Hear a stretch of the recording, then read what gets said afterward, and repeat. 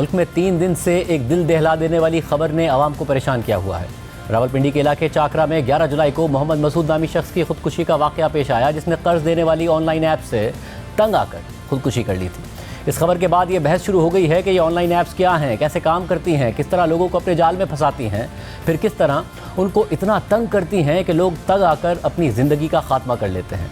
ये सवाल भी उठा है कि ये ऐप्स काम कैसे कर रही हैं, ये कानूनी है या गैर कानूनी है, इन ऐप्स को काम करने की इजाज़त किसने दी है और इनको रेगुलेट कौन कर रहा है और इनके खिलाफ क्या कार्रवाई की जा रही है। पाकिस्तान के अलावा दीगर ममालिक में इन ऐप्स ने किस तरह लोगों को परेशान किया है और उन ममालिक में ऐसी ऐप्स के खिलाफ क्या कार्रवाइयाँ हुई हैं, इन सारे सवालों के जवाब आपके सामने रखने की कोशिश करेंगे। मगर पहले आपको मसूद नामी शहरी के बारे में बताते हैं, जिसने 11 जुलाई को गले में फंदा डालकर खुदकुशी कर ली। BBC के मुताबिक 42 साला मसूद ने मुबैना तौर पर खुदकुशी करने से पहले अपनी बीवी के नाम आखिरी पैगाम में कहा था कि मैंने बहुत सारे लोगों के सूद के पैसे देने हैं, उन्होंने मेरा जीना हराम किया हुआ है, ना मैं आपके काबिल हूँ ना बच्चों के काबिल हूँ, मेरे पास और कोई ऑप्शन नहीं था, मुझे माफ़ कर देना। मसूद की बेवा ने वीडियो बयान में बताया कि मेरे शौहर की नौकरी 6 महीने पहले छूट गई थी, घर का किराया देना था, इसलिए उन्होंने ऐप से कर्ज लिया, मगर कुछ दिनों में उन्होंने तंग करना शुरू कर दिया, धमकियां देते थे, ब्लैकमेल करते थे और कहते थे कि मोबाइल का पर्सनल डेटा पब्लिक कर देंगे। ये वाक़या मंजर-ए-आम पर आने के अगले दिन FIA साइबर क्राइम रावलपिंडी की टीम ने मुतासरा ख़ानदान के घर का दौरा किया, जिसके बाद इस्लामाबाद के इलाके G8 में FIA ने 2 छापे मारे, जिसमें मुतादिद लैपटॉप्स और कंप्यूटर्स कब्जे में ले लिए। तर्जुमान FIA का कहना है कि साइबर क्राइम सर्किल रावलपिंडी ने मुतासरीन को मौसूल होने वाली कॉल्स पर तहकीकात का आगाज़ कर दिया है और मुल्ज़िमान की जानिब से की जाने वाली कॉल्स का रिकॉर्ड हासिल किया जा रहा है। आज भी FIA ने इस हवाले से कार्रवाई करते हुए ब्लैकमेलिंग में मुलव्विस ऑनलाइन लोन ऐप्स के 9 मुल्ज़िमान को गिरफ्तार करके उनके खिलाफ मुकदमा दर्ज कर लिया है। FIA के मुताबिक गिरफ्तार मुल्ज़िमान ने शहरियों को ब्लैकमेल करने के इंकिशाफात करते हुए बताया कि उन्हें रोज़ाना की बुनियाद पर शहरियों को कॉल करने का टारगेट दिया जाता था। ऑनलाइन कंपनी में मुख्तलिफ सेक्शन बने हुए थे, मुतासरा शहरियों के दोस्तों और उनके रिश्तेदारों को कॉल्स करते थे, जबकि इन दफातर में टॉर्चर कॉल से मुतालिक एक अलहदा सेक्शन बना हुआ था। FIA के मुताबिक मुल्ज़िमान ने बताया कि हर सेक्शन को कॉल्स करने के अलग अलग काम सौंपे जाते थे। D0, D1, D2, DS1, DS2 और DS3 के नाम से सेक्शन थे। लोन ऐप्स के जरिए ज़ाती डेटा तक रसाई हासिल की जाती थी, ज़ाती डेटा लेकर मुतासरा शहरियों को हिरासा किया जाता था। FIA का कहना है कि छापे के दौरान बड़ी तादाद में दस्तावेज़ात, कंप्यूटर्स, लैपटॉप्स और सिम्स बरामद की गई हैं। मसूद की कहानी मंजर-ए-आम पर ज़रूर आई है, मगर ये सिर्फ एक कहानी नहीं है। ऐसी हज़ारों कहानियाँ पाकिस्तान में हर तरफ बिखरी हुई हैं। ऑनलाइन लोन ऐप्स के मुतासरीन में से एक ने हमें बताया कि उसने ऑनलाइन ऐप से 50,000 रुपये का कर्ज 45 दिन के मुआहदे पर लिया और उसे 45 दिन बाद ये कर्ज 3% इजाफे के साथ लौटाना था। मुतासरा शख्स के मुताबिक उसने यह कर्जा किसी और से कर्ज लेकर उतारा, क्योंकि अगर वो ऐसा ना करता तो उसे 45 दिन के बाद रोज़ाना 3% के हिसाब से सूद देना पड़ता और रकम एक माह में 50,000 से 1 लाख, फिर अगले महीने 2 लाख और फिर 4 लाख होती जाती। ऑनलाइन ऐप के नुमाइंदे उसे फ़ोन करके बता रहे थे कि उनकी रसाई उसके फ़ोन में मौजूद तमाम कॉन्टैक्ट्स तक है और ऐप के नुमाइंदे मुतासरा शख्स के कॉन्टैक्ट्स को फ़ोन कर भी रहे थे और ये कह रहे थे कि मुतासरा शख्स को मजबूर करें कि वो हमारा कर्ज वापस कर दे, और इस तरह तमाम दोस्तों और रिश्तेदारों में उसे बेइज्जत करना शुरू कर दिया गया। जबकि खबर रसा एजेंसी रॉयटर्स ने भी एक खातून का अहवाल बताया। लाहौर की रिहायशी 26 साला खातून ने कर्ज देने वाली ऑनलाइन ऐप पर खुद को रजिस्टर कराया, कर्ज के लिए अप्लाई भी नहीं किया, लेकिन फिर भी उनके अकाउंट में कुछ दिन बाद 10,000 रुपये आ गए, जो उन्होंने फ़ौरन ही वापस भी कर दिए। लेकिन कर्ज देने वाली ऐप के नुमाइंदों ने 10,000 रुपये की वसूली से इनकार करते हुए खातून को धमकाना शुरू कर दिया और उनके दोस्तों और रिश्तेदारों से भी रब्ता करना शुरू कर दिया, जिसके बाद खातून ने 40,000 रुपये भत्ता देकर अपनी जान छुड़ाई। रॉयटर्स के मुताबिक securities and exchange commission of Pakistan को मई तक लाइसेंस याफ्ता कर्ज देने वाली डिजिटल प्लेटफॉर्म्स के खिलाफ 1415 और गैर लाइसेंस याफ्ता प्लेटफॉर्म्स के खिलाफ 181 ऐसी शिकायत मौसूल हुई और वफाकी पुलिस क्लाइंट्स को ब्लैकमेल करने में मुलव्विस ऐप्स की तहकीकात कर रही है। अदाद शुमार इकट्ठा करने वाले इदारे डेटा दरबार के मुताबिक 28 जून तक गूगल प्ले पर पाकिस्तान की टॉप 100 फाइनेंस ऐप्स में से 27 फौरी कर्ज देने वाली ऐप्स थीं। उनमें से सिर्फ टॉप 8 ऐप्स को ही लॉन्च के बाद से 1.5 करोड़ से ज़ायद पाकिस्तानियों ने डाउनलोड कर लिया था, जबकि इसका मवाजना अगर पाकिस्तान के टॉप 8 बैंकों से किया जाए तो उनकी ऑनलाइन ऐप्स को सिर्फ 44 लाख लोगों ने डाउनलोड किया था। अंदाज़ा लगाइए कि ऑनलाइन ऐप्स का कारोबार कितना फैल चुका है। यानी इन मिसालों से ये वाज़ेह है कि ये ऐप्स किस तरह काम करती हैं। पहले ये ऐप सोशल मीडिया पर दिलकश इश्तिहारों के ज़रिए लोगों को अपनी तरफ मुतवज्जो करती हैं और दावा करती हैं कि बगैर किसी दस्तावेजी कार्रवाई के आपको फौरी कर्ज मिल सकता है। इस झांसे में आकर कोई भी शख्स जैसे ही उनमें से कोई एक ऐप डाउनलोड करता है और ख़ुद को उनके साथ रजिस्टर करवाता है तो ये ऐप उसके कॉन्टैक्ट्स और तस्वीर तक रसाई हासिल कर लेती हैं।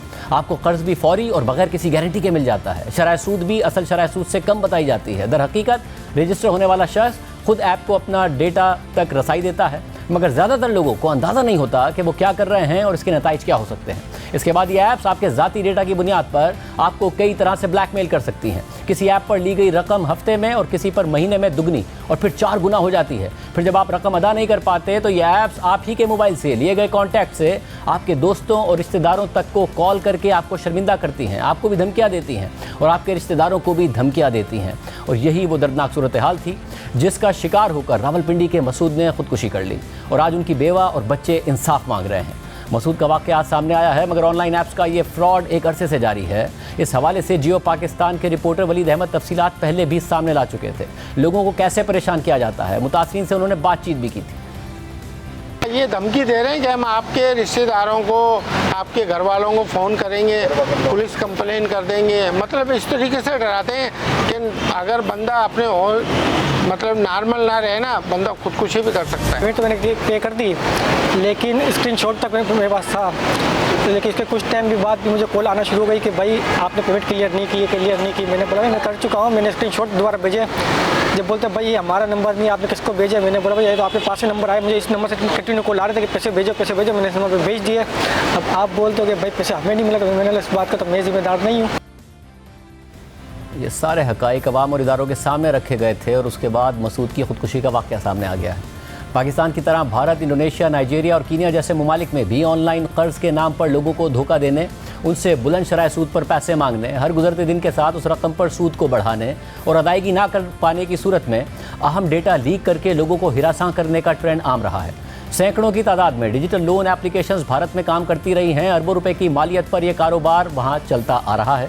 आए रोज़ वहाँ से खुदकुशी के वाक़यात भी सामने आते रहे हैं, जिसकी वजह से गुज़िश्ता साल से ही भारत ने डिजिटल लोन एप्लीकेशंस की गाइडलाइंस पर तेज़ी से काम शुरू कर दिया है और ऐसे लोगों और कंपनियों के खिलाफ क्रैकडाउन शुरू कर दिया है। भारतीय रियासत गुजरात की पुलिस ने ऐसे कर्ज दहिंदगान और लोन शार्क्स के खिलाफ रवां साल जनवरी से बाकायदा एक मुहिम शुरू की और मुख्तलिफ इलाकों में लोक दरबार के नाम से अवामी इज्तिमात का इनेकाद किया गया, जहाँ इस हवाले से लोगों की शिकायत सुनी गई और बाद में पुलिस ने मुख्तलिफ इलाकों में लोन मेला के नाम से भी अवामी इज्तिमात रखे, जहाँ कर्ज के ज़रूरतमंद लोगों को बैंक के नुमाइंदों से मिलाया गया और उनकी सहूलतकारी की गई ताकि वह ऑनलाइन ऐप्स के फ्रॉड से बच सकें।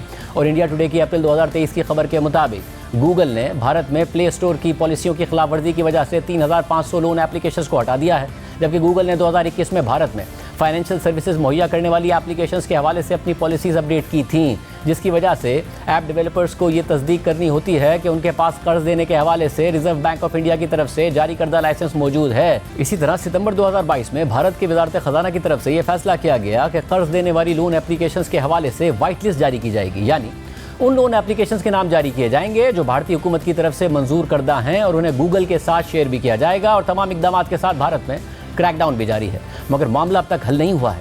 इसी तरह इंडोनेशिया, जो साउथ ईस्ट एशिया की सबसे बड़ी डिजिटल मार्केट है, वहाँ भी इस हवाले से सख्त क्रैकडाउन किया गया, मगर क्रैकडाउन के साथ साथ रेगुलेशंस भी की गई, यानी मुल्क में फाइनेंशियल टेक्नोलॉजी को उभरने भी दिया गया, मगर साथ ही फ्रॉड कंपनीज के खिलाफ पॉलिसीज़ भी मुतारिफ करवाई गई। हुकूमती सतह पर यह फैसला किया गया कि अगर किसी शख्स को लोन एप्लीकेशंस के नुमाइंदे हिरासा करते हैं या धमकी देते हैं तो वो करीबी पुलिस स्टेशन में रिपोर्ट करें और पुलिस उन शहरियों का तहफ़्फ़ुज़ यकीनी बनाएगी। साथ ही इंडोनेशिया ने इन गैर कानूनी कर्ज़ों के तरीक़ाकार पर अपने मुख्तलिफ सिविल और क्रिमिनल कवानीन लागू करना शुरू कर दिए और ये बताया कि वो इस अमल को भत्ताखोरी के ज़मरे में भी लाएंगे। भारत समेत इंडोनेशिया में भी ये शिकायत आती रही कि कर्ज देने वाले फ़ोन करके ये धमकियाँ देते हैं कि उनके पास कर्ज लेने वालों की तस्वीर मौजूद हैं, जिन्हें नाजेबा बनाकर वो उन्हें शाया कर देंगे। और उस सिलसिले में इंडोनेशियन हुकाम ने काफ़ी गिरफ्तारियाँ भी की हैं। पूरे के पूरे नेटवर्क को पकड़ा गया है और छापे के दौरान पुलिस को मुख्तलिफ लैपटॉप्स और डिवाइसेस से कर्ज लेने वालों की नाजेबा तस्वीर भी मिली हैं, जिन्हें इस्तेमाल करके उन्हें हिरासा किया जाता था। और इंडोनेशियन हुकाम ने गूगल और एप्पल को भी आगाह किया है कि ऐसी एप्लीकेशंस को अपलोड होने से पहले ये सबूत दिखाना होंगे कि वो इंडोनेशिया की फाइनेंशियल सर्विसेज अथॉरिटी से लाइसेंस याफ्ता हैं, जबकि इंडोनेशिया में लाइसेंसिंग का तरीक़ाकार भी सख्त रखा गया है। और 2018 तक इंडोनेशिया ने 227 प्लेटफॉर्म्स को गैर कानूनी करार दिया, जिसमें 68% वो प्लेटफॉर्म्स थे जिनमें चीन के लोगों की सरमायाकारी थी। पाकिस्तान में इस हवाले से पाकिस्तान टेलीकम्युनिकेशन अथॉरिटी यानी PTA की बहुत बड़ी जिम्मेदारी है और हमने उनके नुमाइंदे को प्रोग्राम में शिरकत की दावत दी, मगर उन्हें जवाब ही नहीं दिया।